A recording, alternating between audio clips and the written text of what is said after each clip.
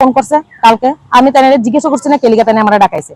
আমি ঠিক আছে ম্যাডাম, আপনি কোন থানা থেকে কইতেছেন? কইছি আমি পূর্ব থানা থেকে কইতেছি। আমি কইছি আপনি কালকে 11টার সময় আইবেন। আমি তো বুঝে লেছি যাবো যা, কেলিকা ডাকছে না ডাকছে আমি তাই জিজ্ঞাসা করছি না। আজকে আইসি পরে আমার তো 3টা বাচ্চা আছে ঘরে, ঠিক আছে। আমি আজকে আইসি পরে ম্যাডাম আমার আইটি তো লেট হয়ে গেছে, ঠিক আছে। তাই আমার ফোন করে তখন কইছে আপনি কই? আমি কইছি আমি জ্যামে আটকে গেছি। এরপরে আর তো ধরেন আরো আধা ঘন্টা পরে ফোন করছে।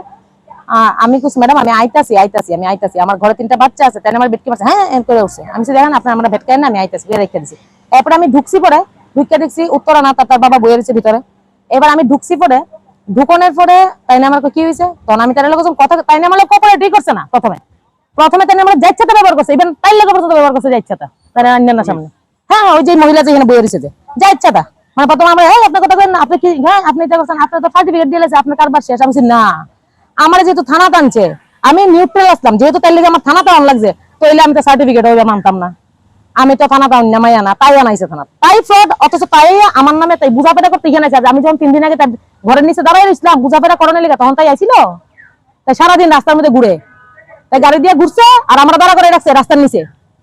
প্রত্যেকটা মানুষের লোক এমন করে। এখন আপনার বক্তব্য কি যে পয়সা নিয়ে আপনার কাজ শেখানো হয়েছে না? হ্যাঁ পয়সা নিয়ে কাজ শিখেছে, এখন তো থানাতে গেছে। আমি কাজ শিখাই দিব। আমি কিছু 4 মাসের লিগে ভর্তি হইছিলাম, এখন আমার 1 বছর পাইরে গেছে। আমি দোকান খুলে লাইতেছি। আমি অলরেডি কলকাতা গিয়ে আমি আমার কাজ শিখতে হয়ে পড়ছি, তাই এটা 13 হয়েছে। কথাটা বুঝাতে পারছি? এরপরে বুঝে লেছি কলকাতার কাজ শিখানোর পরে আমি জানানোর পরে আমি বুঝে লেছি যে তাই আমার কাছে ফ্রড করতেছে। কারণ ওইখানে শিখানে দান্দা তাই শিখানে ফ্রড করতেছে আমি বুঝে লেছি।